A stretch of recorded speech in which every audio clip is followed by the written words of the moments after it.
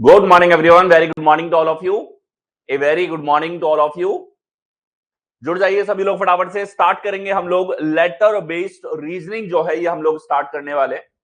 जैसा कि हमने इंट्रोडक्शन के सेक्शन के अंदर देखा था कि 3 यूनिट है आप लोगों के पास में, जिसमें यूनिट नंबर 5, 6 और 7। यूनिट नंबर 5 है mathematical reasoning and aptitude, unit number 6 है लॉजिकल रीजनिंग, यूनिट नंबर 7 है डाटा इंटरप्रिटेशन। ये तीनों यूनिट्स जो है मैं यानी कि बलराम सर आपको करवाने वाले हैं। और इसमें हम लोग शुरुआत करेंगे आप लोगों की जो यूनिट नंबर 5 है मैथमेटिकल रीजनिंग एंड एप्टीट्यूड हम लोग स्टार्ट करने वाले हैं। सबसे पहला टॉपिक जो आप लोगों का यहां पे रहेगा वो हो जाता है लेटर बेस्ड रीजनिंग, यानी कि अंग्रेजी वर्णमाला के जो अक्षर होते हैं इसके ऊपर ये टॉपिक जो है आप लोगों से यहां पर पूछा जाता है। और इसमें अगर हम लोग देखें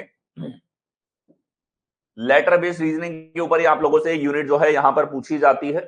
रीजनिंग और मैथ्स के जितने भी टॉपिक्स हैं वो आप लोगों के कैलकुलेटिव बेसिस पे हो, नंबर्स के ऊपर आधारित हो, या रीजनिंग में हमारे पास में अक्षरों के ऊपर आधारित रीजनिंग आप लोगों से पूछी जाए, प्रॉब्लम सॉल्विंग के टाइप आप लोगों से पूछे जाए, ठीक है, ये आप लोगों से सेक्शन के अंतर्गत पूछा जाता है। प्योर मैथ्स ना पूछ करके आप लोगों से यहां पे जो है वो मैथमेटिकल रीजनिंग पूछी जाती है, यानी कि आपको तर्क करने पे विवश किया जाता है। आप जितना अपने माइंड का इस्तेमाल कर सकते हो, जितना आपकी सोचने की क्षमता है, ये एग्जामिनर को चाहिए। उसे फॉर्मूला आधारित सवाल नहीं पूछने, उसको आपकी मेंटल एबिलिटीज के ऊपर बेस्ड ऑन क्वेश्चन पूछने होते हैं, ठीक है। तो लेटर बेस्ड रीजनिंग हम लोग शुरुआत करेंगे। सबसे पहला और सबसे अहम जो हम लोग रीजनिंग के अंदर लेकर के चलते हैं मैथमेटिकल रीजनिंग एंड एप्टीट्यूड में, ये आपके पास में टॉपिक हो जाता है लेटर बेस्ड रीजनिंग। सबसे पहले कोई भी टॉपिक आप लोगों का होगा उसके अंदर क्या फ्लो चलने वाला है ये आपको मैं बता देता हूं। सबसे पहले हम इसके बेसिक्स और कॉन्सेप्ट्स देखने वाले हैं।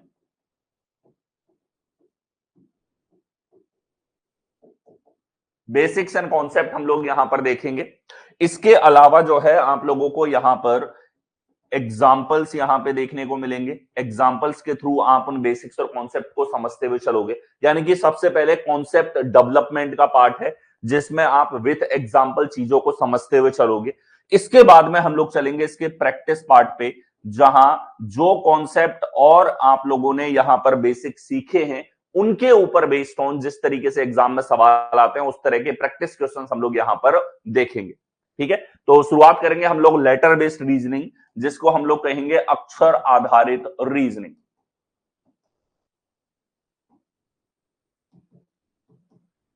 अलग अलग टाइप्स आप लोगों से पूछे जाते हैं लेटर्स के ऊपर ही, अक्षरों के ऊपर ही आप लोगों से 6 से 7 टाइप के क्वेश्चंस पूछे जाते हैं, जिसमें हमारे पास में कोडिंग डिकोडिंग है, अल्फाबेट के ऊपर बेस्ड ऑन क्वेश्चंस हैं, लेटर एनालॉजी है, लेटर क्लासिफिकेशन है, लेटर सीरीज है। ये सारे टाइप के क्वेश्चंस आप लोगों से पूछे जाते हैं। और इन सारे टॉपिक्स के क्वेश्चंस के ऊपर अच्छे से परफॉर्म करने के लिए आपको कहीं ना कहीं लेटर बेस्ड रीजनिंग जो है इसको बहुत अच्छे लेवल पे तैयार करना होता है, ठीक है। So very good morning to all of you. Divya, चलिए यहां देखो, सबसे पहले अगर मैं यूजीसी नेट के सिलेबस को एक बार आप लोगों को एक्सप्लेन करना चाहता हूं ताकि आप लोगों की अंडरस्टैंडिंग प्रॉपर बनी रहे। तो यूजीसी नेट एग्जाम जो हमारे पास में हाईलाइट अगर मैं बोलूं, 2 पेपर आप लोगों के होते हैं, भली बात आप लोग जानते होंगे। पेपर 1 आप लोगों का यहां पर रहता है, इसके अलावा पेपर 2 आप लोगों का रहता है, ठीक है। दोनों पेपर्स के लिए जो आपको टोटल समय मिलता है वो टोटल टाइम आपके पास में हो जाता है यहां पर 3 घंटे का। 3 आवर्स का आपके पास में टोटल टाइम होता है दोनों पेपर्स के लिए, ठीक है। टाइप ऑफ पेपर की बात करूं तो जो आपका एग्जाम होता है वो सब्जेक्ट स्पेसिफिक क्वेश्चंस आपके पेपर 2 के अंदर आते हैं, और पेपर 1 के अंदर आप लोगों के ये सभी कैंडिडेट के लिए कॉमन होता है। पेपर 2 में आप अपना सब्जेक्ट चुन सकते हो, टोटल 86 के आसपास सब्जेक्ट होते हैं, उनमें से कोई भी एक सब्जेक्ट चुन सकते हो, लेकिन पेपर 1 सभी विद्यार्थियों के लिए कॉमन होता है और इसके अंदर पूछे जाने वाला सिलेबस भी आप लोगों का कॉमन होता है। टाइप ऑफ क्वेश्चंस की बात करें तो आप लोगों से दोनों ही पेपर के अंदर एमसीक्यूज पूछे जाते हैं, ठीक है। एमसीक्यू ही आपको देखने को मिलेंगे जहां आप लोगों को 4 ऑप्शंस दे दिए जाएंगे, आप लोगों को एक ऑप्शन उसमें से छांटना होगा। टोटल क्वेश्चंस की अगर हम लोग देखें तो जो आप लोगों का कॉमन पार्ट है, जो हर एक विद्यार्थी को किसी भी सब्जेक्ट से वो पढ़ाई कर रहा हो किसी भी सब्जेक्ट को उसने पेपर 2 में चुना हो, लेकिन पेपर 1 का सिलेबस आप लोगों का कॉमन है और पेपर 1 के अंदर आप लोगों से 50 क्वेश्चंस यहां पे पूछे जाते हैं। 50 क्वेश्चंस आप लोगों के पास में यहां पर हो जाते हैं। पेपर 2 के अंदर 100 सवाल आप लोगों से पूछे जाते हैं। मार्किंग स्कीम की अगर बात करें तो मार्किंग स्कीम में आप लोगों को जो है वो यहां पे 2 मार्क्स मिलते हैं सही आंसर के लिए और 0 मार्क्स अवार्ड होते हैं गलत के लिए। कोई नेगेटिव मार्किंग आप लोगों की नहीं होती है। +2 मार्क्स आपको मिलते हैं, यानी कि 50 क्वेश्चंस जो है इनका वेटेज टोटल हो जाता है आपका 100 मार्क्स। 100 नंबर का पेपर 1 आप लोगों का पूछा जाएगा और 200 नंबर का पेपर 2 आप लोगों से पूछा जाता है। इन 100 मार्क्स में से जो यूनिट मैं आपको कवर कराने वाला हूं उनकी अगर बात की जाए तो ये 3 यूनिट हैं जो मैं आपको कराऊंगा। यूनिट वाइज मैंने सिलेबस आप लोगों के सामने रखा है। ये आप लोगों की यूनिट नंबर 1 है, ये आपकी यूनिट 2 है, unit number 3, unit number 4, unit number 5, unit number 6, unit number 7, unit number 8, unit number 9 यहां पे है और यूनिट नंबर 10 आपके पास में हायर एजुकेशन हो जाती है। तो ये है यूनिट नंबर 9, ये हो गई 10 आपके पास में।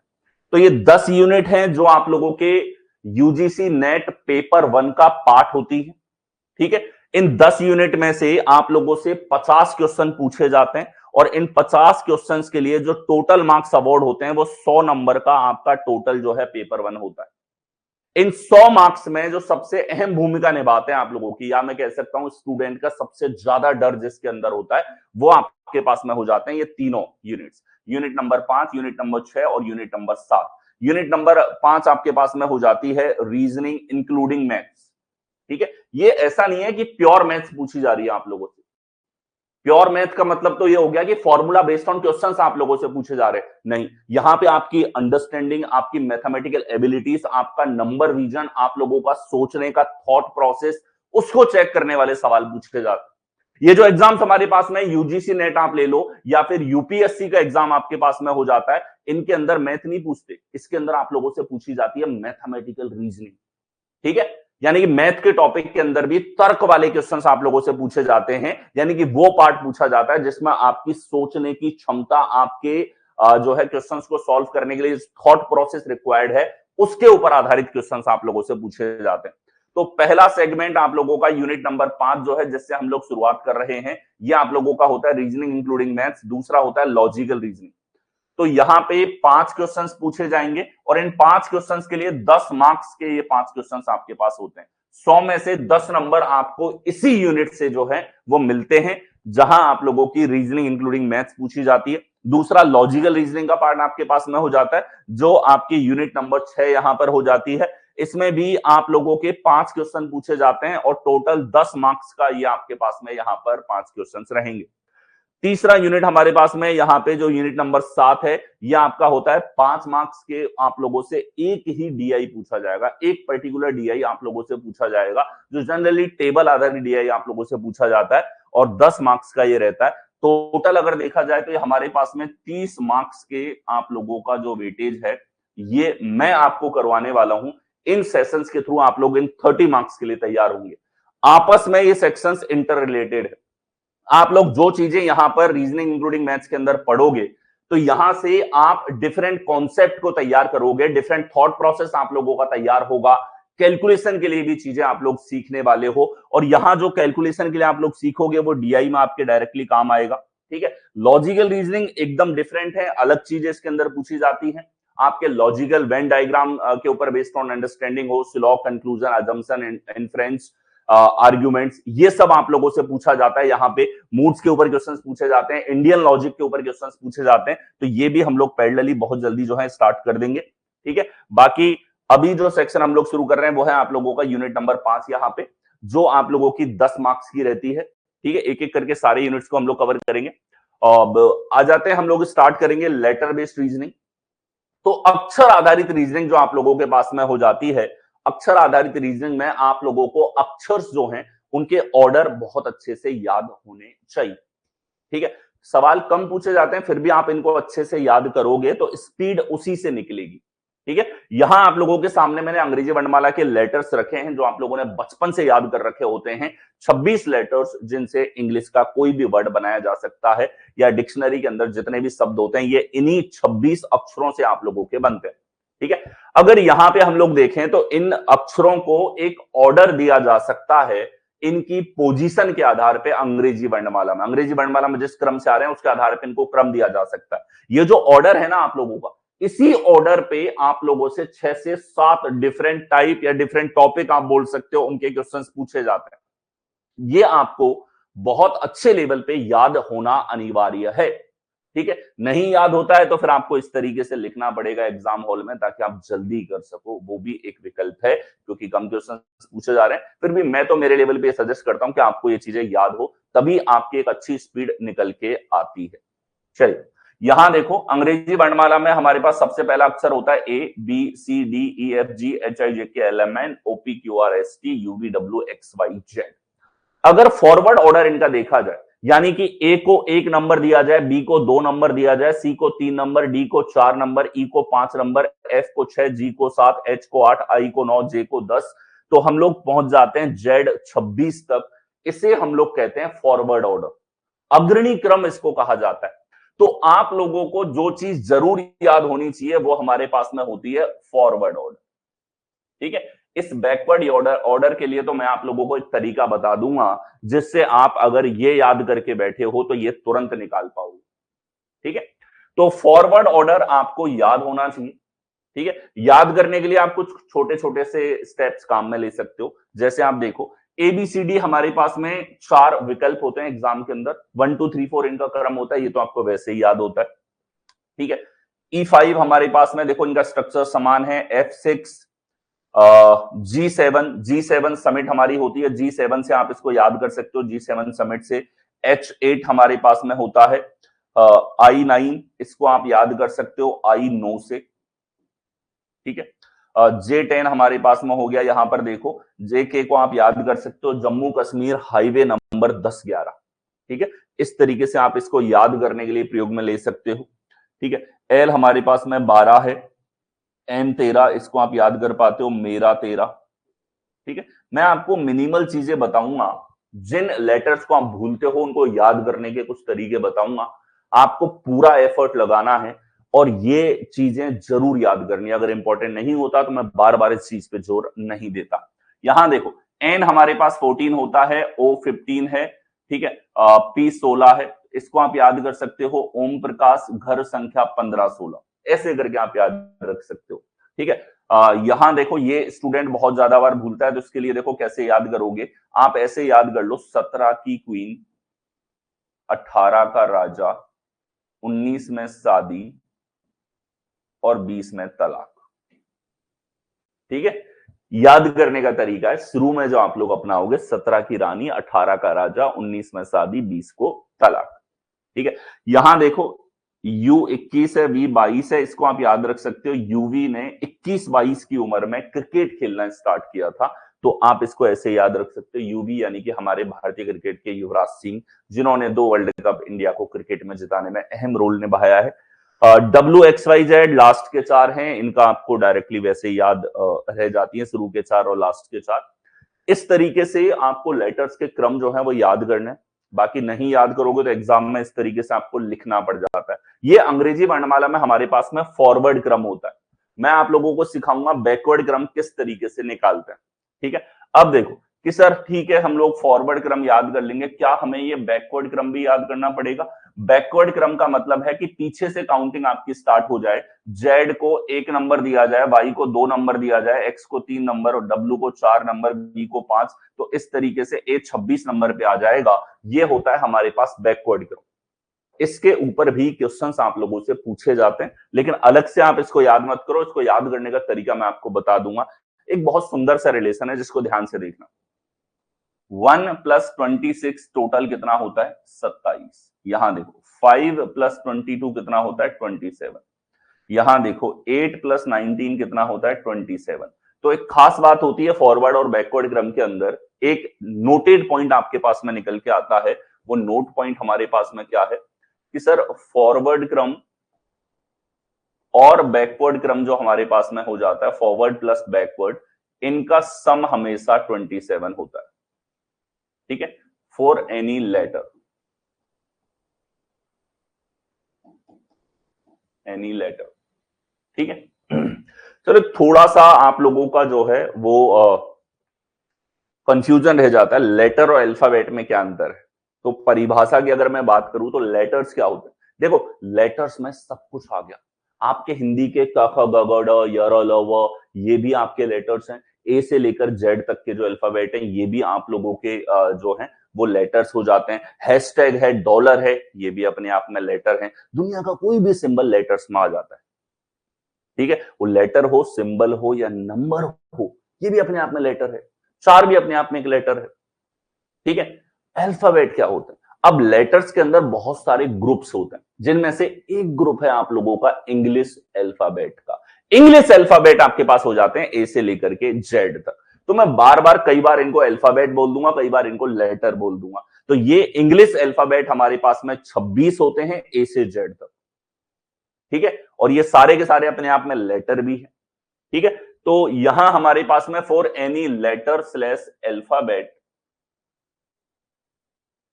ठीक है, कभी भी कहीं भी आपको लेटर अल्फाबेट अलग अलग लिखा हुआ दिखे तो आपको कंफ्यूज नहीं होना है। किसी भी लेटर या अल्फाबेट के लिए उसका forward order plus backward order का योगफल 27 होता है। फॉरवर्ड प्लस बैकवर्ड ऑर्डर का सम कितना होता है, 27 हमारे पास में यहां पर जो है इनका सम होता है। फॉर एग्जाम्पल आपने एक्स लिया, एक्स अंग्रेजी वर्णमाला में 24 नंबर पे होता है, फॉरवर्ड इसका 24 है।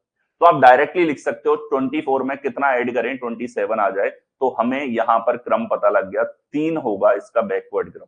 आप देख सकते हो एक्स का बैकवर्ड क्रम यहां पे तीसरा है। ठीक है, तो ये वाली जो चीज थी कि इनका योगफल हमेशा 27 होगा, इसको आप लोग इस्तेमाल कर सकते हो। ये आपको दिमाग में रखना है, यानी कि केवल आपने फॉरवर्ड याद किया तो बैकवर्ड आप लोग यहां पे इस तरीके से निकाल पाओगे। ठीक है, आगे आओ, नेक्स्ट हम लोग चलें। तो जो सवाल आप लोगों से पूछे जाएंगे, डिफरेंट टाइप ऑफ क्वेश्चंस पूछे जाते हैं। ठीक है, अगर हम लोग टॉप टाइप ऑफ क्वेश्चंस की बात करें, टाइप्स ऑफ क्वेश्चंस की अगर हम लोग बात करते हैं, तो टाइप ऑफ क्वेश्चंस में आपके पास में यहां देखो, यहां आप लोगों से कोडिंग डिकोडिंग के सवाल भी पूछे जाते हैं।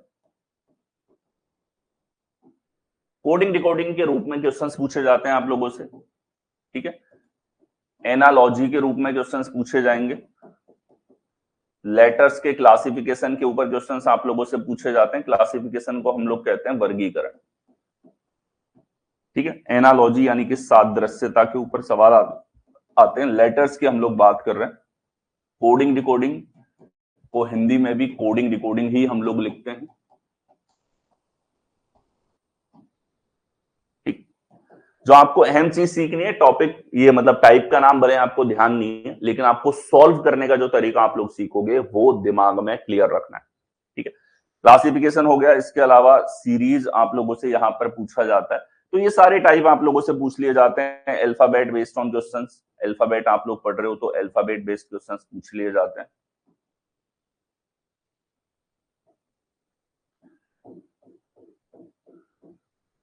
ठीक है, तो ये सारे टाइप आप लोगों के लेटर बेस्ड रीजनिंग का टाइप के अंदर पूछे जाएंगे। टाइप ऑफ क्वेश्चंस जो आप लोगों से पूछे जाते हैं लेटर बेस्ड रीजनिंग में, अक्षर आधारित रीजनिंग में। लेटर बेस्ड रीजनिंग में ये सब आप लोगों से पूछा जाएगा। और यहां जो हम लोग थ्योरी का पार्ट देख रहे हैं, जो कॉन्सेप्ट और बेसिक्स का पार्ट देख रहे हैं, वो इन सारे टाइप्स के अंदर आप लोगों का काम में आता है। ठीक है, यानी कि जितना अच्छे से इस बेसिक को आप तैयार करोगे, उतना अच्छे से आप इन सब के अंतर्गत जो क्वेश्चंस पूछे जाते हैं एग्जाम्स के अंदर, उनको आप कर पाओगे। पिछले आप लोगों के 10-15 साल का इतिहास अगर आप उठा के देखोगे, तो लास्ट के 10 ईयर्स के अंदर आप लोगों से ये सारे टॉपिक्स के ऊपर क्वेश्चंस पूछे गए हैं। ठीक है, किसी पेपर के अंदर कोडिंग डिकोडिंग पूछ लेता है, तो किसी में एनालॉजी, किसी में क्लासिफिकेशन, किसी में सीरीज, किसी में अल्फाबेट।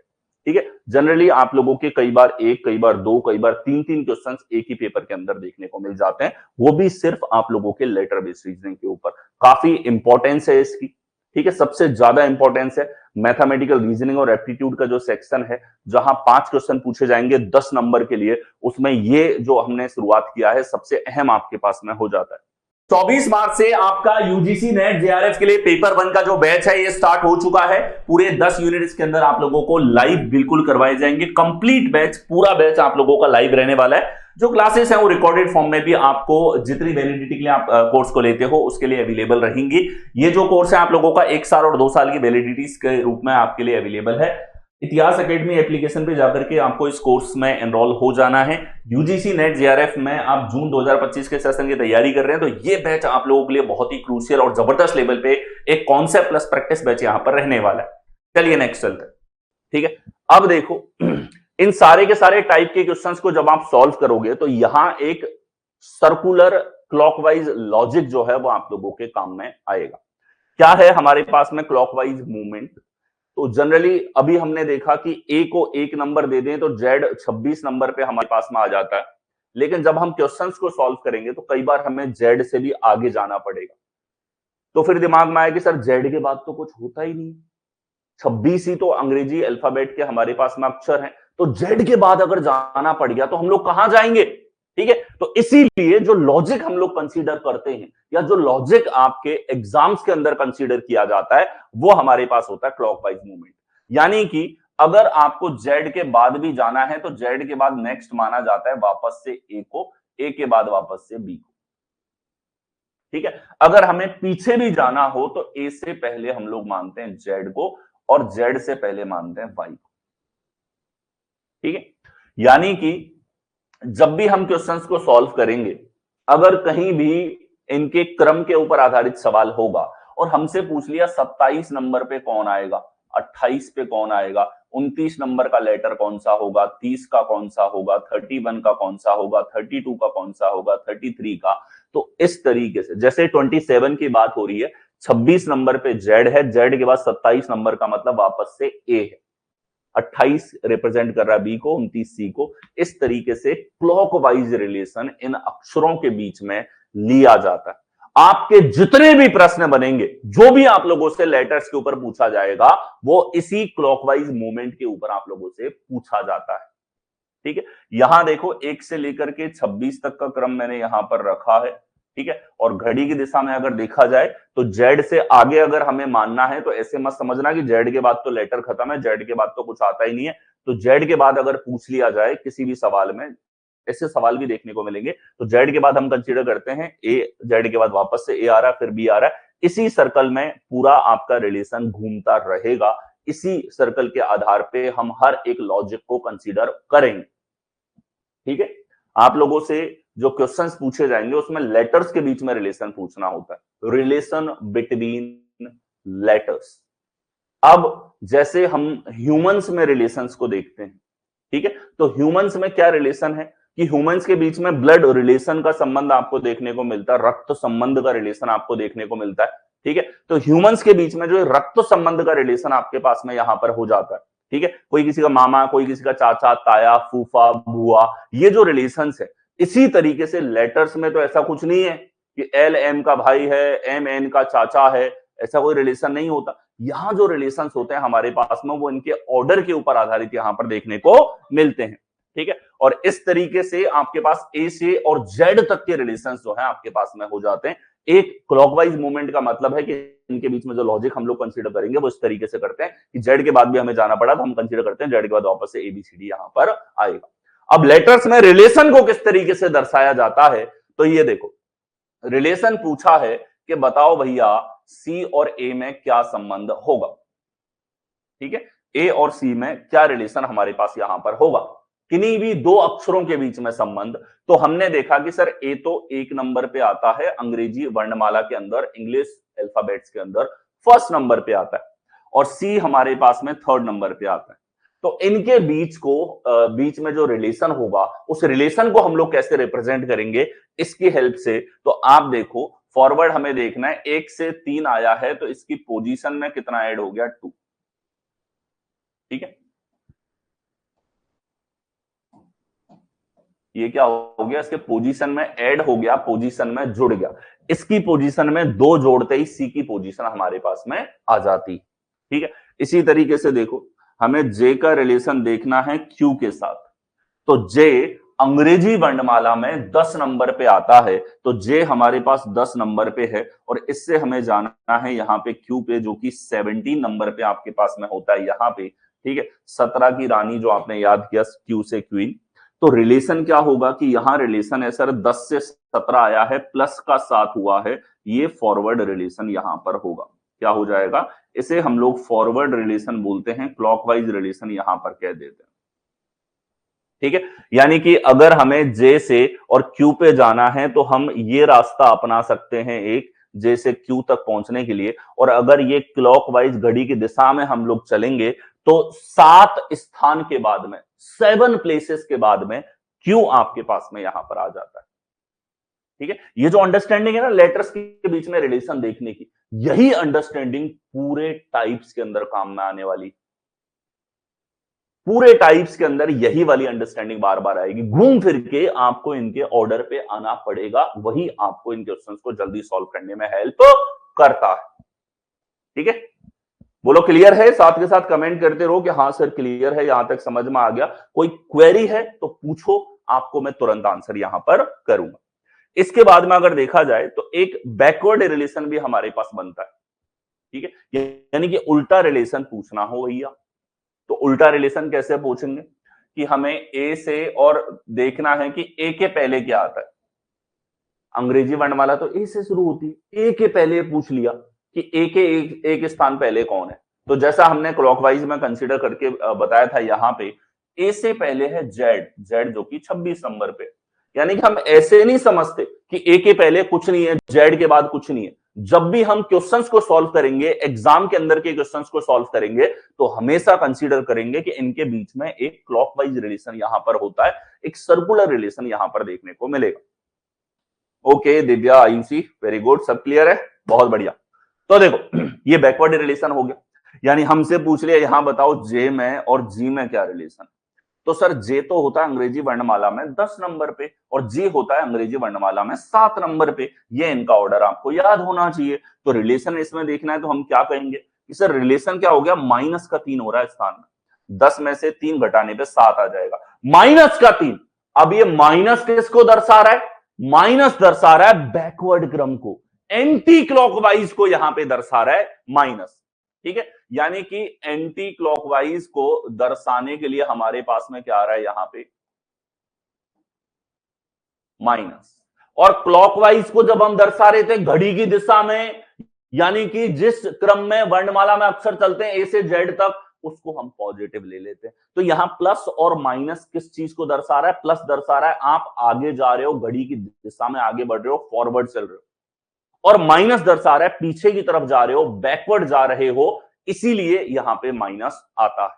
ठीक है, तो लेटर्स में इस तरीके से रिलेशन देखा जाता है। अगर पूछ लिया यहां पे कि सर ए में और एक्स में क्या रिलेशन, ठीक है, ए में और एक्स में क्या रिलेशन, ए और एक्स में, तो यहां देखो, अगर हम यहां देख रहे थे कि एक्स का ए से क्या संबंध है, तो ये फॉरवर्ड क्रम था, फॉरवर्ड में एक्स 24 नंबर पे और ए है 1 नंबर पे, इनमें क्या रिलेशन होगा कि सर 24 से देखो, इसके बाद +1 करने पर वाई, प्लस का 2 करने पर जेड, प्लस का 3 करने पर ए आ रहा है, यानी क्या है, प्लस में 3 स्थान, 3 स्थान आगे शिफ्ट करना है, 3 प्लेसेस फॉरवर्ड आपको जाना है। ठीक है, अब यहां रिलेशन पूछा हमने बैकवर्ड के अंदर, उल्टा रिलेशन क्या होगा ए से एक्स का, तो हम देखो ए 1 नंबर पे है, एक्स 24 नंबर पे। ठीक है, तो ए से 24 पे जाना चाहते हैं तो ये प्लस का तो हो रहा है 23, कि ए से एक्स पे जाना है तो प्लस का 1 +2 +3 +4 +5 +6 +7 8 9 10 11 12 13 14 15 16 17 18 19 20 21 22 23, 23 स्थान आगे जाना है। अब अगर सर राउंड में रिलेशन है अक्षरों में, तो 2 तरीके हो जाते हैं आपके ए से एक्स पे पहुंचने के। एक तो आप ये लंबा रास्ता अपनाओ, और दूसरा आप ये देखो कि सर ए से मुझे वापस जाना है, तो ये देखो एक स्थान पीछे आ गए, -1 बार, -2 और -3, यानी कि इधर से आप वापस आओगे तो -3 यहां पे होगा। ठीक है, तो फॉरवर्ड प्लस के द्वारा दर्शाया जा रहा है। फॉरवर्ड का मतलब है घड़ी की दिशा में आगे चल रहे हो, बैकवर्ड का मतलब है पीछे की तरफ चल रहे हो, माइनस में आएगा। तो यहां देखो ये -3 था, अगर आप फॉरवर्ड जाते तो ये रिलेशन कितना होता, जे से जी तक। तो जे से जी पे जाते तो यहां देखो +1 +2 3 4 5 6 7 8 9 10 11 12 13 14 15 16 17 18 19 20 1 2 23 23, तो प्लस का 23 यहां पे हो जाता।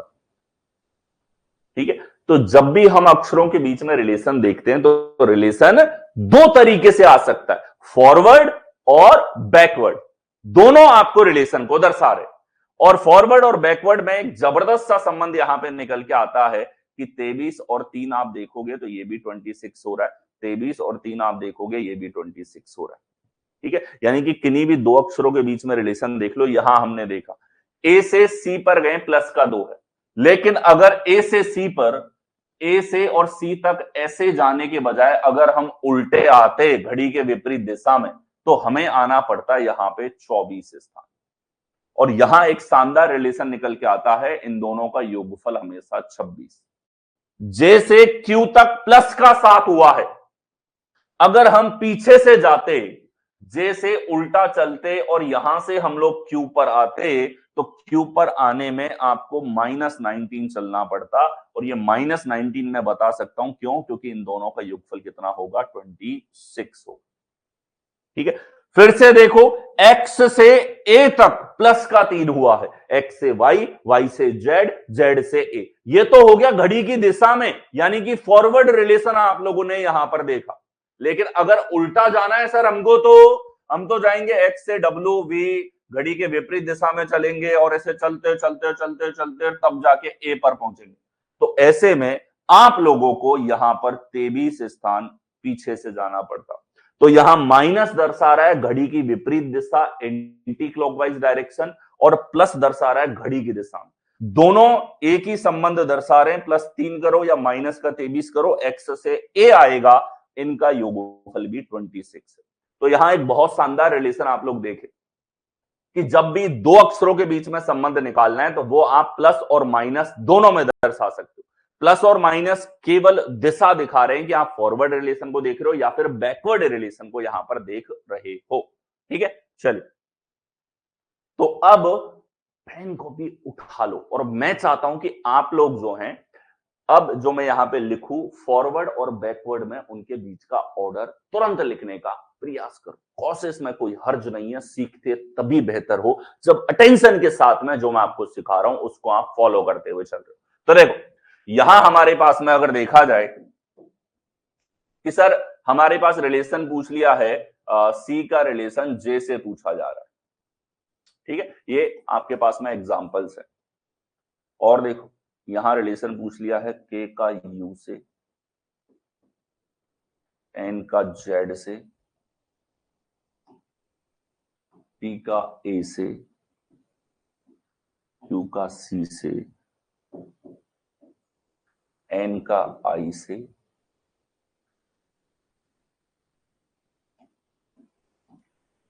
के का आर से, एक्स से, डी से। चलिए फॉरवर्ड और बैकवर्ड फटाफट से लिखो, मुझे सभी के कमेंट दिखने चाहिए, मुझे दिखना चाहिए कि आप लोग एंगेज्ड हो सेशन के अंदर और सीख रहे हो।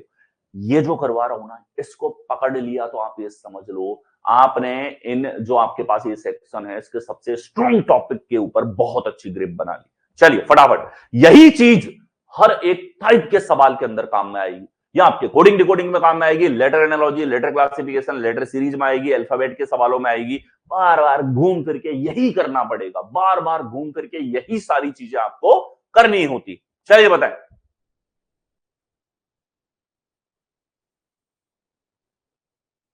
30 सेकंड का समय मैं दूंगा आपको सेल्फ इस चीज को करने के लिए। सबसे अहम, जैसा मैंने कहा घूम फिर के यही सब करना है, पूरे अक्षरों वाले क्वेश्चंस के अंदर यही आपको चीजें करनी।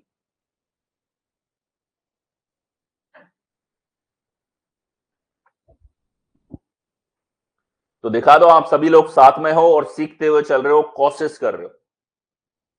ठीक है, देखो सी अंग्रेजी वर्णमाला में 3 नंबर पे आता है, जे 10 नंबर पे आता है, तो 3 से 10 पे आ रहे हैं, तो कितना हुआ होगा कि सर 7 स्थान आगे गया। हमें पता है कि दोनों प्लस और माइनस का योगफल कितना होना चाहिए, 26।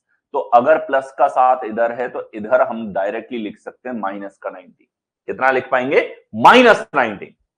वेरी गुड दिव्या, आयुषी, शाबाश। फिर से देखो, अगर के 11 है, यू 21 है आपके पास में, तो कितना हम लोग जाएंगे, घड़ी की दिशा में फॉरवर्ड जाना है, 11 से 21 के लिए प्लस का 10 करना पड़ेगा। अब ये प्लस वाला तो तुरंत दिख गया सर, माइनस वाला नहीं समझ में आ रहा, तो इसीलिए तो बताया है इनका दोनों का योगफल 26 होता है। इधर हो जाएगा माइनस का 16, यानी कि उल्टी दिशा में चलना है, रिलेशन देखना है, तो -16 यहां पे होगा। फिर से देखो, एन हमारे पास अंग्रेजी वर्णमाला में 14 है, जेड हमारे पास में 26 है, तो अगर हमें घड़ी की दिशा में आगे चलना है तो कैसे चलना पड़ेगा कि सर ये हमारे पास में हो जाएगा प्लस का यहां पे 12। माइनस की अगर बात करूं तो यहां हमें पता है दोनों का सम 26 होगा, ये जो प्लस और माइनस के रिलेशंस हैं, -14। ठीक है, 12 और 14 26, 10 और 16 26, 7 और 19 26। इधर देखो, पी अंग्रेजी वर्णमाला में 16 नंबर पे होता है, ए 1 नंबर पे होता है, तो 16 से 1 आ रहे। अब यहां सर प्लस में तो तुरंत नहीं देख पा रहे, माइनस डायरेक्ट दिख रहा है, तो माइनस का हो रहा है 15। 16 में से 15 घटाओगे तो 1 आ जाएगा। ठीक है, अब प्लस वाला कैसे निकालोगे, योगफल 26 होगा, माइनस बैकवर्ड दिशा को दर्शाता है, तो प्लस यहां पे हो जाएगा 11, 15 और 11 26। तो एक तो आपको डायरेक्टली दिख जाएगा, ऑर्डर याद है तो तुरंत रिलेशन दिखा पा रहे हो, और दूसरा वाला आप इनका सम 26 है उससे निकाल सकते हो। ठीक है, ये देखो 17, ये देखो 3, तो ये हमारे पास में देखो क्या हो रहा है यहां पे कि सर माइनस में तो तुरंत बोल सकते हैं माइनस का 14, 17 में से -14 करेंगे तो 3 आ जाएगा, 17 में से 14 घटा दो। ठीक है, और प्लस कितना करना पड़ेगा, प्लस का 12, तो ये हमारे पास में अगेन 26। इधर देखो N14 है, I9।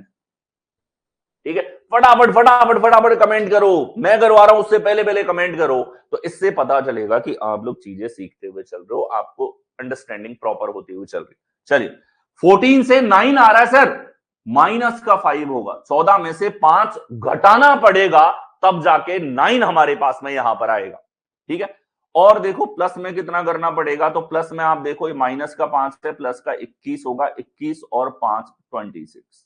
फिर से देखो, के हमारे पास 11 है सर, आर हमारे पास में 18 है, तो कितना ऐड करना पड़ेगा कि सर ऐड की बात करें, प्लस का यहां पे 7 ऐड हो रहा है, माइनस में कितना होगा, माइनस में होगा 19, 19 और 7 हो जाएगा 26।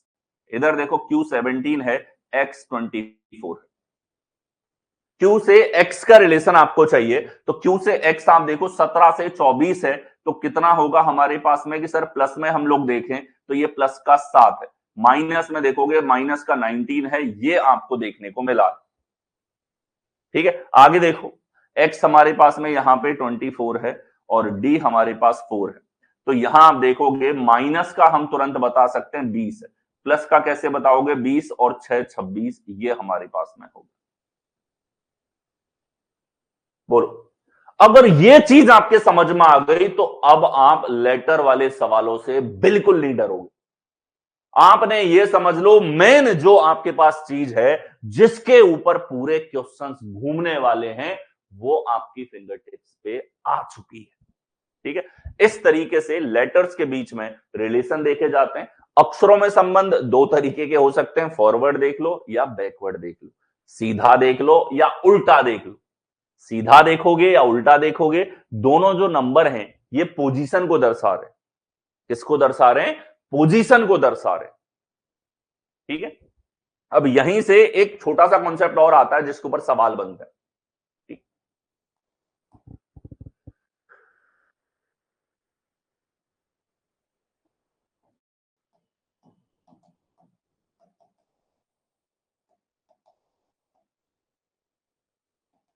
अल्फाबेट्स, दो अल्फाबेट के बीच में अक्षरों की संख्या निकालना।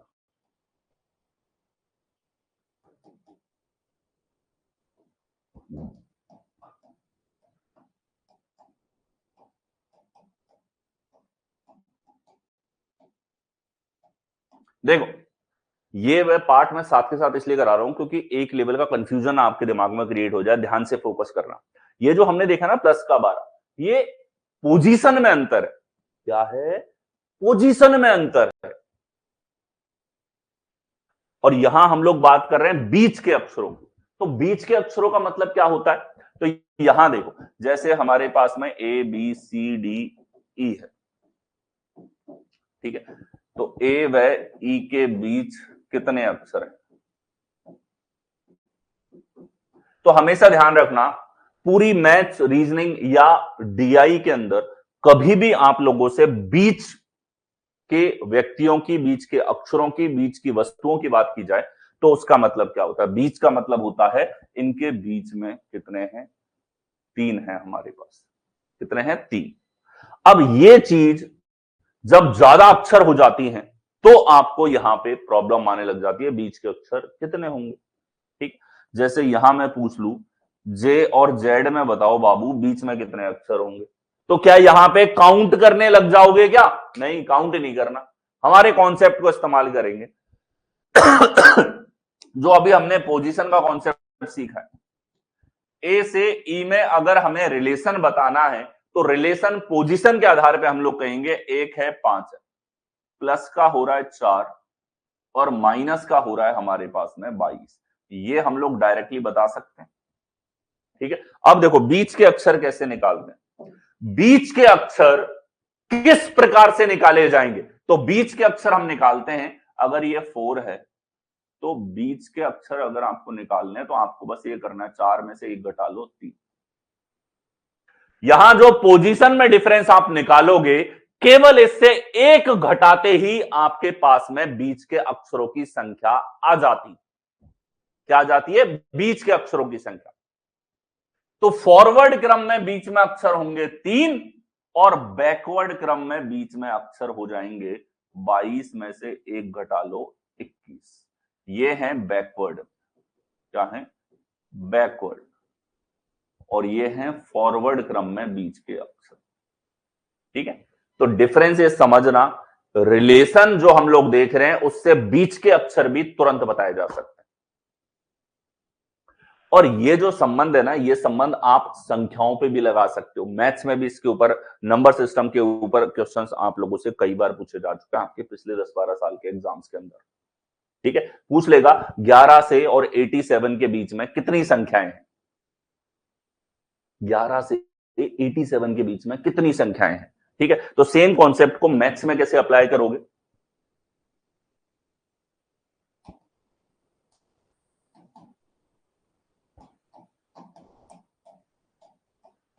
सेम कॉन्सेप्ट नंबर्स पे कैसे लगेगा? ध्यान से देखना। मैं आपसे पूछ लू, बताओ 87 से 136 के बीच संख्या है,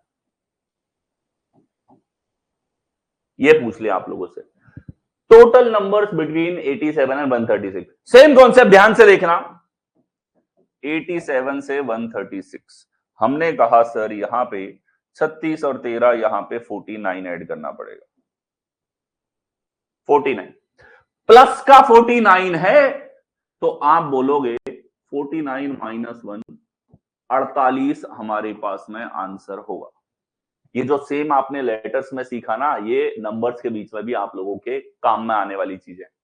ठीक है, यही सेम कॉन्सेप्ट वहां पे लगता है। तो कभी भी पूछा जाए दो अक्षरों के बीच में कितने अक्षर होंगे, दो संख्याओं के बीच में कितनी संख्याएं होंगी, ये दो लोग खड़े हैं इनके बीच में कितने लोग होंगे, तो इस कॉन्सेप्ट का ध्यान रखना। जब हमारे पास क्रमागत नंबरिंग है, जैसे ए से जेड तक की क्रमागत नंबरिंग थी, या हमारे जो नंबर्स हैं वो जनरली अपने आप में एक ऑर्डर में है, उनके बीच में आपसे संख्याएं पूछी जाए या बीच के अक्षर पूछे जाए, ये कॉन्सेप्ट होता है।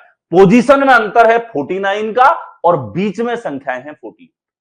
That's it. और यही चीज हम लोग लेटर्स में लगा रहे थे यहां पर।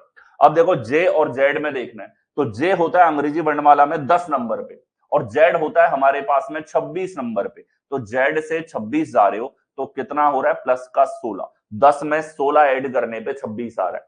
माइनस में देखना है तो माइनस में हमारे पास में इनके बीच का डिफरेंस होगा यहां पे 10। अब देखना इनका योगफल कितना कर दिया 26। बीच के अक्षर चाहिए तो बीच के अक्षर फॉरवर्ड में कितने होंगे कि यहां सर प्लस का 16 है तो हम लोग कह देंगे 16 माइनस 1 15 अक्षर बीच में होंगे।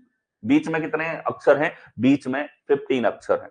ये तो हो गया कब? फॉरवर्ड, आगे के क्रम में। फॉरवर्ड किसके द्वारा दर्शाया जाता है? प्लस के द्वारा। अब देखो बैकवर्ड क्रम में कितने हैं? 10 है तो अब 10 में से 1 घटा लो 9, ये हो गया बीच में। कब बीच में? जब हम लोग बैकवर्ड की बात करें। ठीक है, दैट्स इट। तो बोलो है ना मजेदार कॉन्सेप्ट? ये आपके पूरे मैथ्स में भी काम में आएगा, रैंकिंग में भी काम में आएगा, सिटिंग अरेंजमेंट में भी काम में आएगा, लेटर्स के अंदर भी काम में आएगा। ऐसा एक आपका कॉन्सेप्ट है। तो यहां तक क्लियर है? आगे बढ़ सकते हैं? फटाफट से कमेंट करके बताओ। अब देखो मैं आपको अक्षरों का क्रम याद करने के लिए एक और हेल्पफुल सी चीज यहां पर बताऊंगा। अक्षरों के क्रम याद रखने के लिए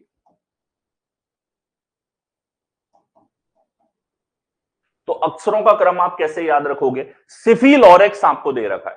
क्या दे रखा है? सिफिलॉरेक्स आपके पास में यहां पर हो जाता है। तो सिफिलॉरेक्स जो है ये आपको याद रखना है। कैसे याद रखोगे? सिफिलॉरेक्स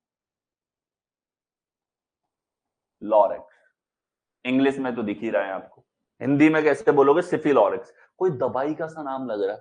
ठीक है, तो चलो आपकी दोस्ती कराता हूं मैं ईजोटी से। किससे? ईजोटी से मित्रता कर लो। आपकी नई फ्रेंड हो गई ईजोटी। अब ईजोटी जो है ना, ये क्या है? ईजोटी क्यों है? ईजोटी क्यों हम इसको दोस्त बनाए? तो ईजोटी बड़ी प्यारा नंबर है। क्यों?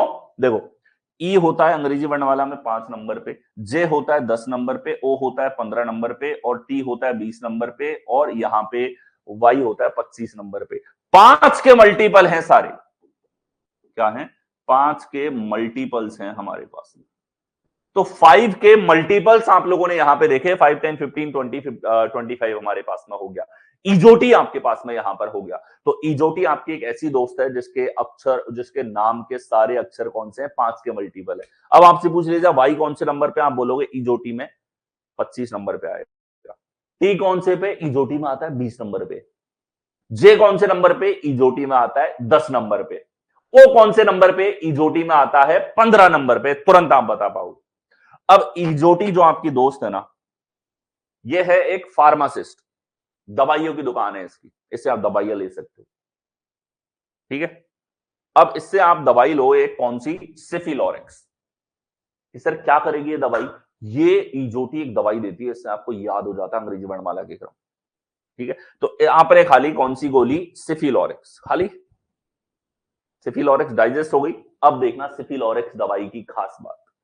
सिफिलॉरेक्स में जो भी क्रम है, सी 3 नंबर पे, एफ 6 नंबर पे, आई 9 नंबर पे, एल 12 नंबर पे, ओ 15 नंबर पे, आर 18 नंबर पे, यू 21 नंबर पे, और एक्स 24 नंबर पे, ये सारे के सारे नंबर जो हैं वो 3 के मल्टीपल।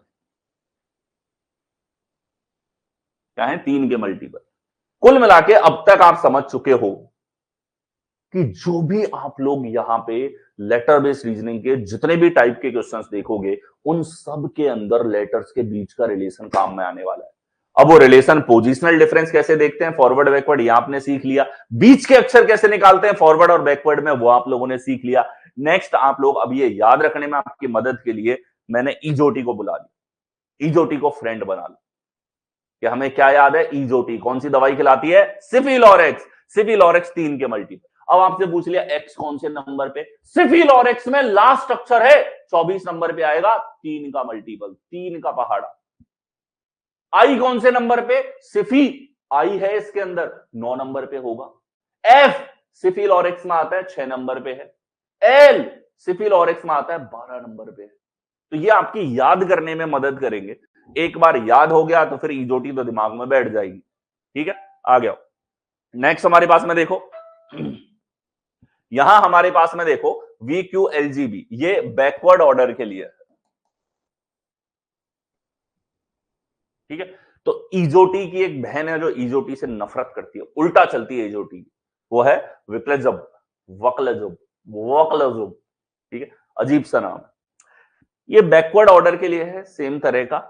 ठीक है, जूरोलिफिक, सिफिलोरिक्स का उल्टा है जूरोलिफिक। तो जब बैकवर्ड काउंटिंग की जाती है तो बैकवर्ड में एक्स आता है 3 नंबर पे, यू आता है 6, 9, 12, 3 के मल्टीपल हो गए, तो जूरोलिफिक, यू यू यू जूरोलिफिक। और ये वक्लजब, वक्लजब बुरी आप खाओगे तो आप बैकवर्ड में याद कर सकते हो। खैर बैकवर्ड का तो मैंने आपको तरीका बता ही दिया, तो अलग से आप मेहनत करनी है, ऑप्शनल है आप लोगों के लिए। बाकी आप इजोटी का ध्यान रखो, इजोटी कौन सी गोली खिलाती है, सिफिलोरिक्स। नेक्स्ट, जो यहां से आप लोगों को चीजें सीखनी है वो कौन कौन सी, या कौन कौन से ऐसे बेसिक कॉन्सेप्ट आपके पास में हो जाते हैं लेटर्स के ऊपर, जिनकी प्रैक्टिस करके, जिनके ऊपर आपकी कमांड बहुत अच्छे लेवल पे होनी चाहिए। तो यहां देखो, relation between pair of letters already देख चुके हैं, कैसे संबंध देखना है। सम ऑफ लेटर ये हम लोग देखेंगे, अपोजिट सम ऑफ लेटर्स।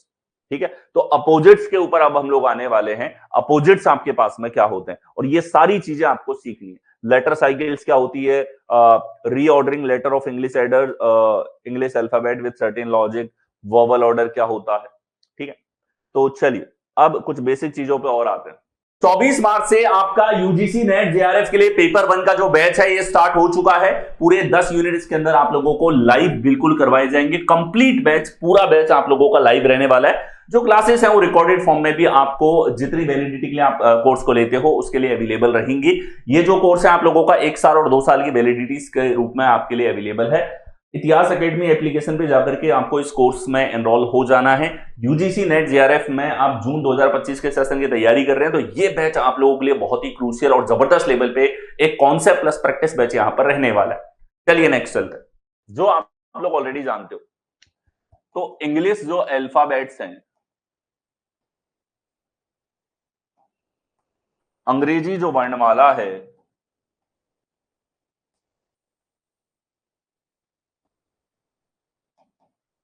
इसमें हमारे पास में 26 अल्फाबेट होते हैं, जिन्हें लेटर भी आप बोल सकते हो।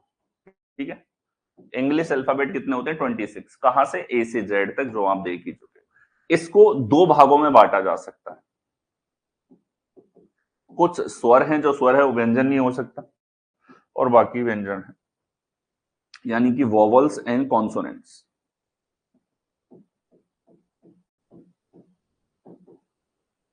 Vowels and consonant. अब वोवल्स की अगर हम लोग बात करें यहां पे, तो वोवल्स हमारे पास में देखो, ए, ई, आई, ओ, यू, ये हमारे पास में 5 वोवल्स होता है। ठीक है, अंग्रेजी वर्णमाला के क्रम की अगर मैं बात करूं तो इंग्लिश डिक्शनरी में ए होता है 1 नंबर पे, ई 5 नंबर पे, आई 9 नंबर पे, ओ 15 नंबर पे, और यू 21 नंबर पे। ठीक है, तो ये वोवल्स आपको याद होने चाहिए। ये जो ए ई आई ओ यू मैंने लगातार लिखे हैं, वोवल श्रृंखला भी इसको कहा जाता है, स्वर श्रृंखला आपके पास में इसको कहा जाता है। कॉन्सोनेंट, इनको छोड़ के जितने बच गए वो सारे कॉन्सोनेंट आपके पास में हो जाते हैं। क्या हो जाते हैं, कॉन्सोनेंट हो जाते हैं। जैसे हमारे पास में बी है, सी है, डी है, F, G, H, J, K, L, M, N, P, Q, R, S, T, V, W, X, Y, Z, ये हमारे पास में। तो वॉवल्स हैं 5 और कॉन्सोनेंट आपके पास में होते हैं 21। 26 में से 5 स्वर होते हैं और 21 व्यंजन होते हैं। अगर किसी अकेले अक्षर में वर्गीकरण हमें कभी देखना होगा तो अकेले अक्षरों का वर्गीकरण स्वर और व्यंजन के आधार पर होता है। ठीक है, कि 4 में से कोई एक स्वर है तो वो अलग है, 4 में से कोई एक व्यंजन है, बाकी तीनों स्वर हैं तो वो अलग है। ठीक है, तो ये एक क्लासिफिकेशन हमारे पास में होता है 26 अल्फाबेट्स के अंदर, जो आपके पास अंग्रेजी वर्णमाला में होते हैं। सबसे प्राइमरी डिस्ट्रीब्यूशन हमारे पास में जो रहता है वो स्वर और व्यंजन के आधार पे होता है, स्वर और व्यंजन यहाँ पे हो। ठीक है, अब ये जो आपने देखा ना, ए ई आई ओ यू, इसमें एक वोवल ऑर्डर आपके पास में आता है जो कई बार सवालों में काम में आ जाता है। क्या है वोवल ऑर्डर? वोवल ऑर्डर है, जैसे अगर हम इसको अलग से काउंट करें तो 5 है, 5 को हम कैसे करेंगे, 1 2 3 4 5। तो ये जो होता है ना, इसे हम लोग कहते हैं वोवल ऑर्डर। कई बार वोवल ऑर्डर के ऊपर सवाल पूछ लिए जाते हैं। ठीक है, आप देखोगे कि यू को 5 नंबर दे रखा है। अब आप कहोगे अरे हमने तो याद किया था यू 21 नंबर पे आता है अंग्रेजी वर्णमाला में, तो इसको 5 नंबर कैसे दे दिया? ये इसका वोवल ऑर्डर है। जैसे अंग्रेजी वर्णमाला के 1 से 26 तक हमने ऑर्डर याद किया है, वैसे ही ये हमारे पास में वोवल ऑर्डर यहां पर हो जाता है। कॉन्सोनेंट ऑर्डर की बात की जाए तो कॉन्सोनेंट में ये हमारे पास पहले नंबर पे, दूसरा, तीसरा, चौथा, पांचवा, छठा, 7, 8, 9, 10, 11, 12, 13, 14, 15, 16, 17, 18, 19, 20, 21 कि सर ये अब अलग से याद करना पड़ेगा क्या? अलग से याद नहीं करना, इसका मैं आपको मेथड बता दूंगा। ठीक है, ये तो आपको याद रह ही जाएगा 1 से 5 तक वॉवल्स का जो ऑर्डर है। इसकी मदद से इनका क्रम निकाल सकते हो। जैसे एम का कॉन्सोनेंट ऑर्डर क्या होगा? एम का कॉन्सोनेंट ऑर्डर, एम का कॉन्सोनेंट ऑर्डर चाहिए। एम अंग्रेजी वर्णमाला में 13 नंबर पे होता है। 13 में से आप ये देखो, एम से पहले कितने वॉवल आते हैं? एम से पहले 3 वॉवल आते हैं, आपको 3 घटा देना है, तो इसका वॉवल ऑर्डर आ जाएगा 10। ये करना है आपको। एक्स का कॉन्सोनेंट ऑर्डर चाहिए, तो ध्यान से देखो, एक्स होता है 24 नंबर पे, एक्स जो है अंग्रेजी वर्णमाला में 24 नंबर पे।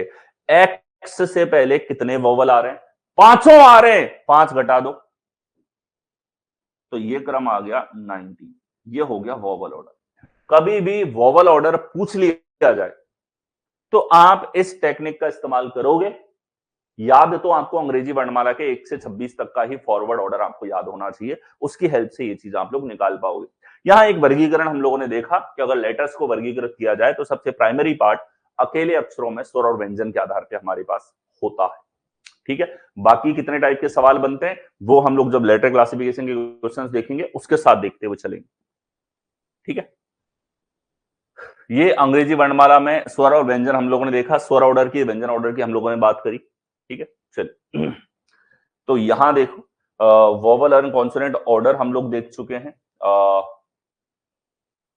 अब नेक्स्ट पार्ट हमारे पास अपोजिट्स किस तरीके से देखने होते हैं, तो देखो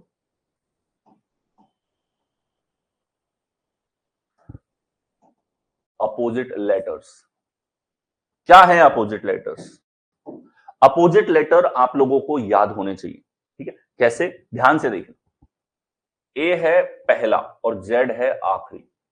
ये आखिर से पहला है, ये शुरू से पहला है। ए जेड एक दूसरे के विपरीत होते हैं। विपरीत का अर्थ क्या है?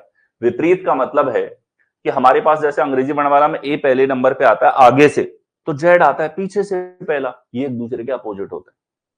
जे आगे से 10वें स्थान पे है, तो जो पीछे से 10वें स्थान पे होगा वो जे का अपोजिट होगा। बी आगे से दूसरे स्थान पे है, वाई पीछे से दूसरे स्थान पे, बी और वाई एक दूसरे के अपोजिट होते हैं। तो ये आपको याद रखने होते हैं। ठीक है, इनके ऊपर भी डायरेक्टली क्वेश्चन पूछा जाता है। अपोजिट्स कहते हैं इनको हम लोग। बी और वाई एक दूसरे के अपोजिट है, सी और एक्स एक दूसरे के अपोजिट्स हैं, डी डब्ल्यू एक दूसरे के अपोजिट हैं, ई यू एक दूसरे के अपोजिट्स हैं हमारे पास में यहाँ पे, ईवी एफ यू फ्यू हमारे पास में एक दूसरे के अपोजिट हैं, जी टी एक दूसरे के अपोजिट हमारे पास में हो जाते हैं, एच एस एक दूसरे के अपोजिट हैं, आई आर एक दूसरे के अपोजिट हैं, जे क्यू एक दूसरे के अपोजिट हैं, के पी एक दूसरे के अपोजिट हैं, एल ओ एक दूसरे के अपोजिट हैं, एम एन एक दूसरे के अपोजिट हैं। ये सारे विपरीत के क्रम में, ये सारे के सारे हमारे पास क्या होते हैं? विपरीत के पेयर होते हैं। याद करने का तरीका क्या होगा? इसको आप याद कर सकते हो आज, आज से इसको याद कर सकते हो बॉय, इसको आप याद रख सकते हो क्रैक्स। क्रैक्स एक कई एक कार्टून सीरीज के अंदर विलन भी बनता था क्रैक्स नाम का। इसके अलावा कुछ कुरकुरे टाइप के जो हैं स्नैक्स भी आप लोगों को क्रैक्स नाम से मिल जाते हैं, उससे आप याद रख सकते हो। ये डी डब्ल्यू, इसको आप याद रख सकते हो दूध वाला।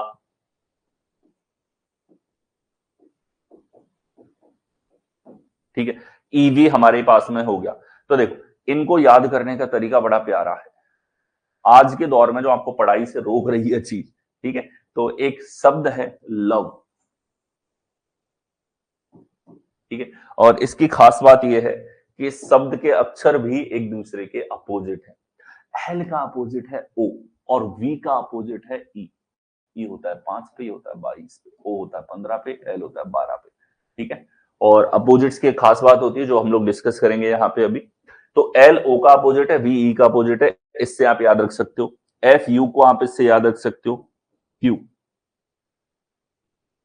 जीटी को आप जीटी रोड होते हैं, ग्रांड ट्रंक रोड होते हैं, उससे आप याद रख सकते हो, ठीक है। एच एस हमारे पास में हार्डी संधू, हरभजन सिंह, कई कैरेक्टर्स हैं। हरमन कौर प्रीत जिसने जो है इंडिया को रिप्रेजेंट किया है वर्ल्ड लेवल पे, मिस वर्ल्ड जो बनी थी, ठीक है, उनसे याद रख सकते हो। हनी सिंह से याद रख सकते हो, आजकल पॉपुलर भी चल रहा है,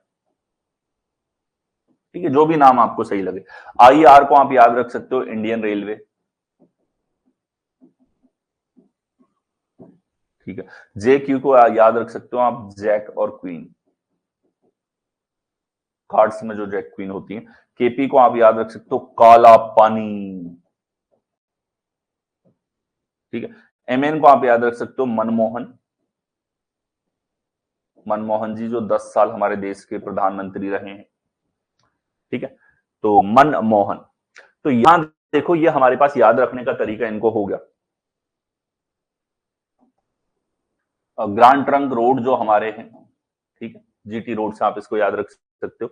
तो ये सारे इनको याद रखने के तरीके हो गए, सारे अपोजिट लेटर्स हैं, ठीक है। अपोजिट्स की एक खास बात होती है, जैसे ए है अंग्रेजी वर्णमाला में फॉरवर्ड क्रम होता है 1 और जेड का होता है 26, बी का 2, इसका 25, सी का 3, एक्स का 24, डी का 4, इसका 23, ई का 5 है, इसका 22 है, एफ का 6 है, इधर 21 होता है, जी का 7 है, ये 20 है, एच का 8 है, एस 19 है, आई का 9 है, आर 18 है, जे का 10 है, क्यू हमारे पास 17 है, के का 11 है, पी 16 है, एल हमारे पास 12 है, ओ 15 है, एम 13 है, एन 14 है। तो एक खूबसूरत सा रिलेशन इनके बीच में होता है, सम ऑफ अपोजिट्स जो हमारे पास में होगा।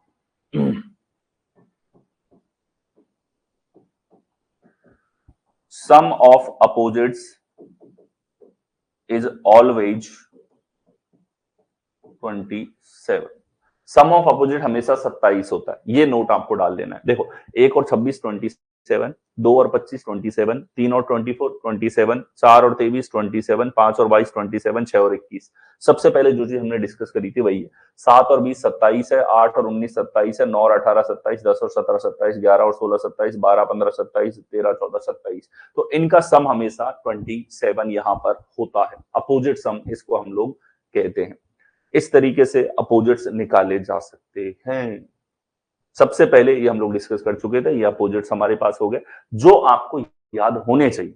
ये आपके क्वेश्चंस में बार बार आएंगी, वो चीजें हैं एकदम बेसिक्स और कॉन्सेप्ट वाली चीजें आपके पास में यहां पर हो जाती, ठीक है। अपोजिट्स आप लोगों ने देखा। अब देखो सम के ऊपर आते हैं हम लोग। सम किस तरीके से देखना है, तो relation between any two letters ये हम लोग देख चुके हैं, किन्हीं भी दो अक्षरों के बीच में रिलेशन। जैसे हम लोग देखें यहाँ पे एच और एस में संबंध चाहिए, एच 8 है, एस 19 है, तो रिलेशन कैसे देखेंगे, प्लस करोगे, प्लस का 11 है, और माइनस में अगर हमें देखना है तो ये 26 हमारे पास होता है, माइनस का 15। फॉरवर्ड और बैकवर्ड रिलेशन किन्हीं भी दो अक्षरों के बीच में, सबसे काम की चीज आपके पास में।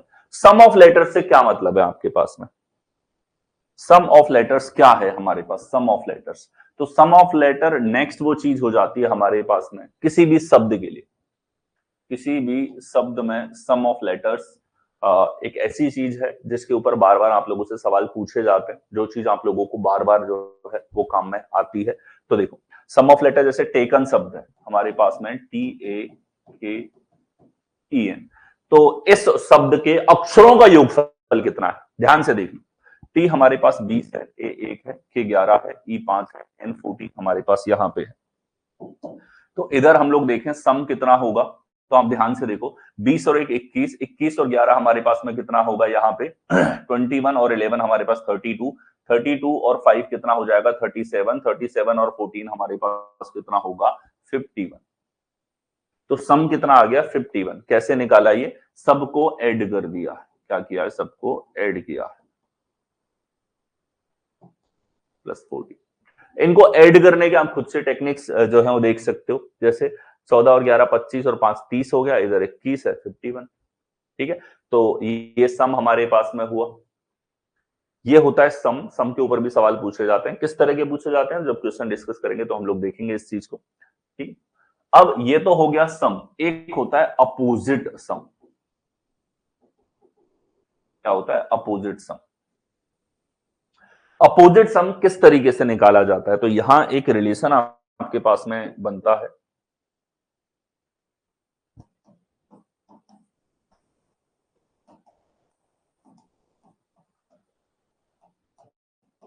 सम एंड अपोजिट सम। आपको कैलकुलेशन को कम करने के लिए पॉइंट बताया है। अपोजिट सम का मतलब होता है, वैसे तो अपोजिट लेके सम निकाल लो। ठीक है, अपोजिट सम का मतलब क्या होता है? अपोजिट लेके सम निकाल लो। जैसे टेकन का अपोजिट करें, टी का अपोजिट होता है जी, ए का अपोजिट होता है जेड, के का अपोजिट होता है हमारे पास केपी काला पानी, ई का अपोजिट होता है वी लव शब्द में आते हैं, एन का अपोजिट होता है एम हमारे पास। तो अपोजिट लिखो, फिर अपोजिट का योगफल निकालो। तो अपोजिट का योगफल आप निकालोगे तो देखो यहाँ पे 7 और 26 हमारे पास में कितना हो गया? 33। 33 और 16 कितना हो जाएगा हमारे पास? 49। 49 और ये कितना हो गया? 50 22 72 71 71 74 84 कितना आ गया? 84। इनको आप ऐड करोगे तो कितना आ रहा है हमारे पास? 84। ये अपोजिट सम होता है। तो क्या सर, जैसे एक ही शब्द था, इसका सम और अपोजिट सम निकालना है तो क्या हमें डबल मेहनत करनी पड़ेगी? पहले इसका विपरीत लिया, फिर उनका क्रम लिखा, फिर इनका योगफल निकाला। इससे बचने के लिए आपके पास में एक जो है मेरे खुद के द्वारा बनाया हुआ एक फॉर्मूला आपको यहां पर मैं दूंगा। ठीक है, वो क्या है?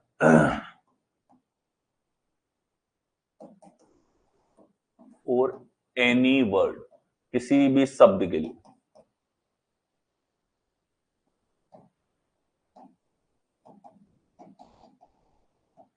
किसी भी शब्द के, कैसा भी शब्द हो, दुनिया का कैसा भी शब्द हो, उस शब्द के लिए। तो सम हमारे पास में यहां पे जो है रिलेशन आएगा, sum plus opposite sum equal to 27 into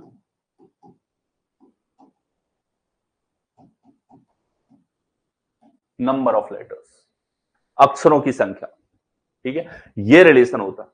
number of letters जो शब्द में है, जैसे टेकन है 5 अक्षरों का शब्द है, वो नंबर, तो 27 गुणा 5 इन दोनों के योगफल के बराबर होता है। एग्जाम्पल के तौर पे अगर हम लोग देखें,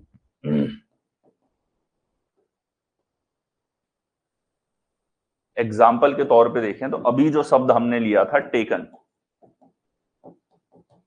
टेकन, इसका जो सम था वो सम कितना आया? 51।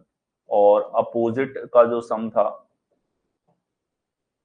ये कितना आया हमारे पास में? अपोजिट का सम आया 84। अपोजिट का सम आया 84। अगर आप इन दोनों को जोड़ते हो तो ये आ रहा है हमारे पास में कितना? यहां से आ रहा है हमारे पास में, अच्छा, 27 गुणा number of letters. 27 into number of letters हमारे पास में। तो नंबर ऑफ लेटर कितने हैं इसमें? 5 अक्षर हैं। कितने हैं? 5 अक्षर। टेकन में 1 2 3 4 5 5 अक्षर हैं। तो 27 इंटू 5 कितना होता है? 135। अब रिलेशन है कि इन दोनों का योगफल 135 के बराबर आना चाहिए। तो आप इनको ऐड करो, तो ऐड करते ही कितना आ रहा है हमारे पास? 135। इनका योगफल 27 गुणा 5 के बराबर है। दोनों इक्वल होते हैं।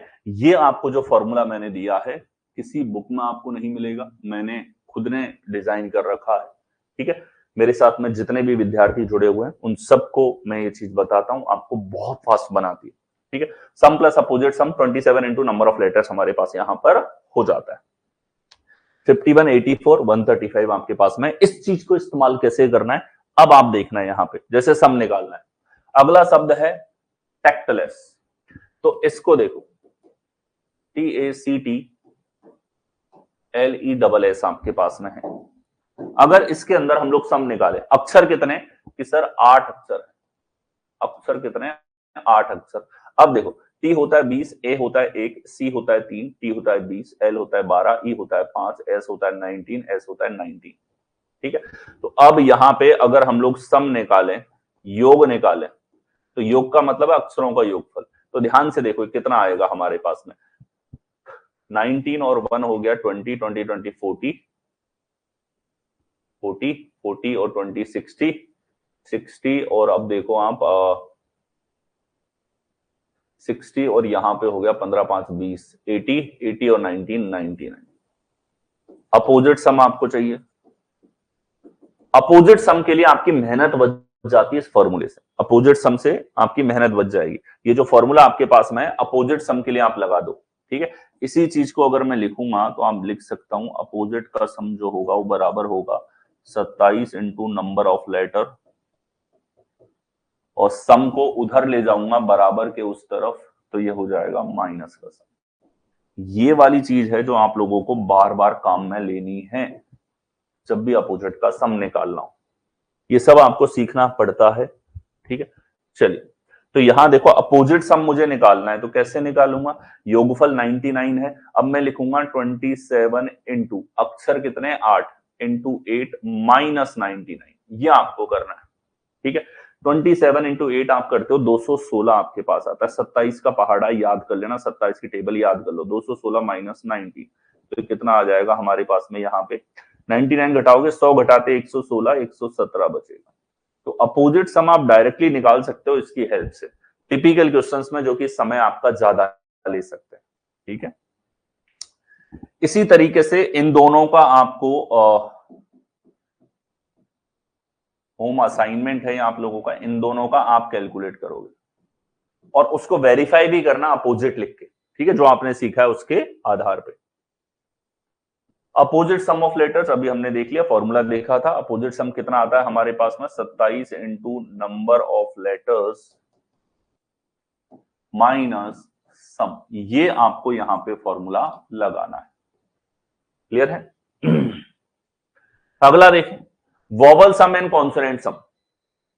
Vowel sum and consonant sum, तो कोई भी शब्द है आपके पास में, ठीक है, जैसे मैं अपना नाम लेता हूं कि बलराम सर हैं, बलराम जो मेरा नाम है, ठीक है, बलराम देव, तो देव को छोड़ देते हैं, बलराम को रखते हैं। बलराम हमारे पास यहां पर हुआ, तो बलराम में आप देखोगे कि सर बी 2 नंबर पे है, ए 1 नंबर पे है, एल 12 है, आर 18 है, ए 1 है, एम 13। ठीक है, तो यहां इसको देखते ही हम लोग क्या कह सकते हैं, सर 6 अक्षर का नाम है आपका, 6 लेटर्स है इसके अंदर, 6 लेटर्स। ठीक है, एंड आउट ऑफ दो 6 ये भी हम लोग कह सकते हैं कि वॉवल्स कितने हैं, कि यहां पे 2 वॉवल हैं और 4 कॉन्सोनेंट है। ये नंबर ऑफ लेटर थे हमारे।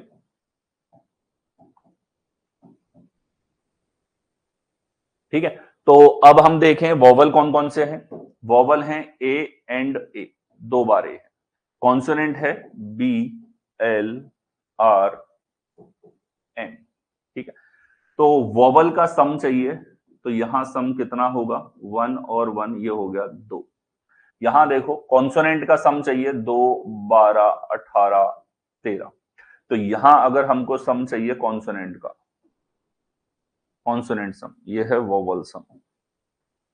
वोवल सम 2 आ गया, कॉन्सोनेंट सम चाहिए 12 और 2 14, 14 और 18 32, 32 35 45, 45 यहां पर हुआ। ठीक है, इस तरीके से निकाला जाता है। अब मान लो अपोजिट पूछ लिया, अपोजिट वोवल सम, क्या पूछ लिया, अपोजिट वोवल सम। तो देखो वोवल कितने हैं, 2। आपको सिर्फ एक ही चीज करनी है, जैसे एक बार कैलकुलेशन कर ली, तो अब आप क्या करोगे, 27 into number of vowels minus 2, तो ये आ गया 52। ठीक है, अपोजिट होता क्या हमारे पास में, अपोजिट होता ए का अपोजिट जेड, दूसरे ए का अपोजिट जेड, 26 प्लस 26 कितना आता, 52। कॉन्सोनेंट में देखो, कॉन्सोनेंट में सम निकाला 45, अब अपोजिट कॉन्सोनेंट सम चाहिए, कैसे निकालोगे, सर 4 अक्षर हैं, कितने हैं, 4 हमारे पास में, तो 27 इंटू 4 करो और इसमें से 45 घटा दो। ठीक है, 27 का पहाड़ा याद रखना है, ये 108 माइनस 45 तो बचेगा 3 और 6 60। तो ये सब आप लोगों से यहां पे जो है पूछ लिए जाते हैं। यहां आपने देखा सम और कोई भी शब्द आप देख रहे हो तो आप बता सकते हो कितने अक्षर हैं, नंबर ऑफ लेटर कितने हैं, इसके अंदर वोवल कितने हैं, कॉन्सोनेंट कितने हैं। इन चीजों पे भी सवाल पूछ लिया जाता है, इनके ऊपर भी ऑपरेशन लगा के क्वेश्चंस आप लोगों से पूछ लिए जाते हैं। इसके अलावा वोवल से हो गया, कॉन्सोनेंट हो गया, किसी भी शब्द के लिए आप वोवल सम और कॉन्सोनेंट सम यहां पर निकाल सकते हो। ठीक है, ये भी आपके यूटिलाइज होते हैं। Fix difference series and letters, fix difference की श्रेणियां आपके पास में यहां पर बन सकती है। ठीक है, जैसे ए है, ए से अगर आप +2 करते हो तो सी है, सी में अगर आप +2 करते हो 3 2 5 ई है। ठीक है, ई से आपके पास जी, तो ये सेम डिफरेंस की श्रेणियां आपके पास में यहां पर हो जाती हैं। इस तरीके से किसी भी डिफरेंस की आप श्रेणी बता सकते हो।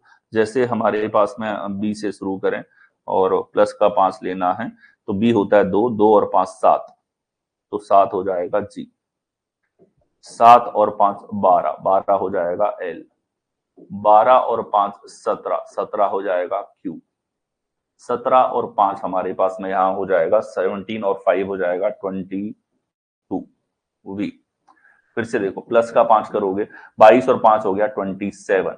अब 27 जैसा तो कुछ नहीं होता, तो अंग्रेजी वर्णमाला में जेड के बाद अगला हम लोग जाते हैं फॉरवर्ड, तो ये क्या हो जाता है ए आपके पास में। ठीक है, तो इस तरीके से फिक्स डिफरेंस श्रेणियां आपके पास में बनती है। वापस से +5 करना है मान लो, ठीक है, तो ए 27 भी है, 1 भी हमारे पास में, प्लस का 1 करोगे तो आ जाएगा 6 जो हो जाएगा एफ। वापस से प्लस का 5 करोगे तो 6 और 5 11, 11 हो गया के। तो ये फिक्स डिफरेंस श्रेणियां होती हैं। आपके सीरीज के सवाल इसी तरह की श्रेणियों के ऊपर यहां पर पूछे जाते हैं।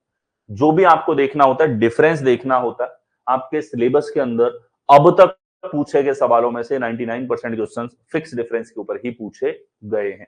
तो ये फिक्स डिफरेंस श्रेणियां हमारे पास में यहां पर बन जाती हैं। ठीक है, इसके अलावा लेटर साइकिल्स, ठीक है, जैसे हमारे पास में कोई भी शब्द है for a given word, for example हमने एक नाम ले लिया दिव्या, ठीक है,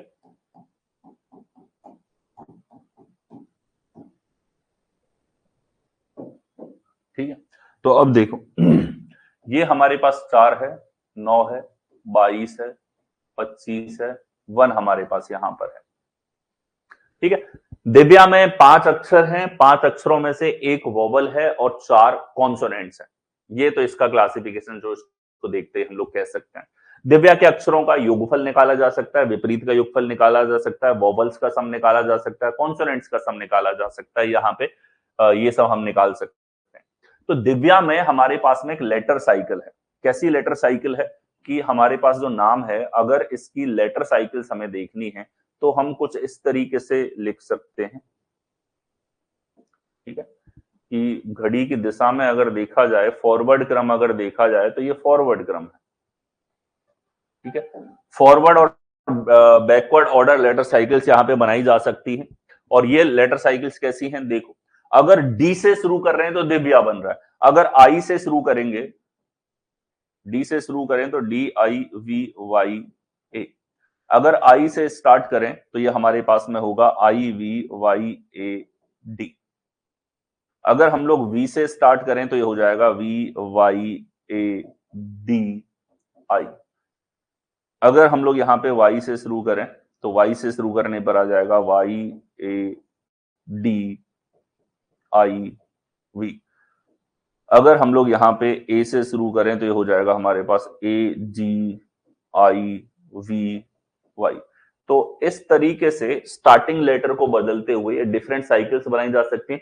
एक ही नाम की साइकिल्स है लेटर साइकिल्स, ठीक है। इसी तरीके से ये तो फॉरवर्ड हमने लिया, अगर बैकवर्ड साइकिल बनानी है, ठीक है, तो बैकवर्ड साइकिल अगर देखी जाए यहां पे किस तरीके से बनेगी। बैकवर्ड आप देखो, बैकवर्ड का मतलब है ऐसे आप जो है साइकिल देख रहे हो, बैकवर्ड इसके अंदर आप देखते हुए जा रहे हो, तो ये बैकवर्ड साइकिल हो जाएगी। ठीक है, डी से शुरू किया तो DEVYA हमारे पास में हुआ। ए से शुरू करेंगे तो हमारे पास में ए जो है बैकवर्ड साइकिल की बात करें, सॉरी डी से शुरू कर रहे हैं तो DAYVI, और अगर हम लोग ए से शुरू कर रहे हैं तो AYVID। उल्टा चलना है बस, है ना, Y से शुरू करें YIDA, V से शुरू करें तो VIDAY। यहां पे इस तरीके से बैकवर्ड साइकिल्स यहां पे बनाई जा सकती है। ये हमारे पास फॉरवर्ड साइकिल्स हो जाती हैं, ये बैकवर्ड साइकिल यहां पर हो जाती है। ठीक है, तो ये लेटर साइकिल्स होती हैं। लेटर साइकिल्स के ऊपर भी क्वेश्चंस आप लोगों से पूछ लिए जाते हैं, और किसी भी शब्द के लिए लेटर साइकिल इस तरीके से बनाई जा सकती। ठीक है, reordering letters of English alphabeticals with certain logic. ठीक है, रीऑर्डर उनको किसी भी आधार पे कर दिया जाए, जैसे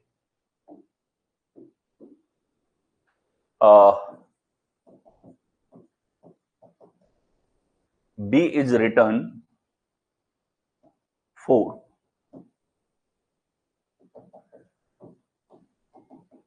E is written 10. How will other letters be written?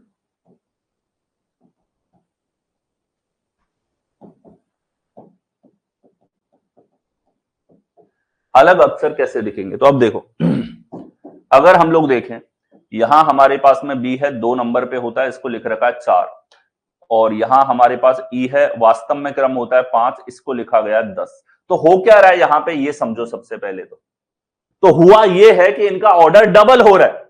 यहां पर भी दुगना हो रहा है, यहां पर भी दुगना हो रहा है, 5 से 10 हो रहा है, 2 से 4 हो रहा है।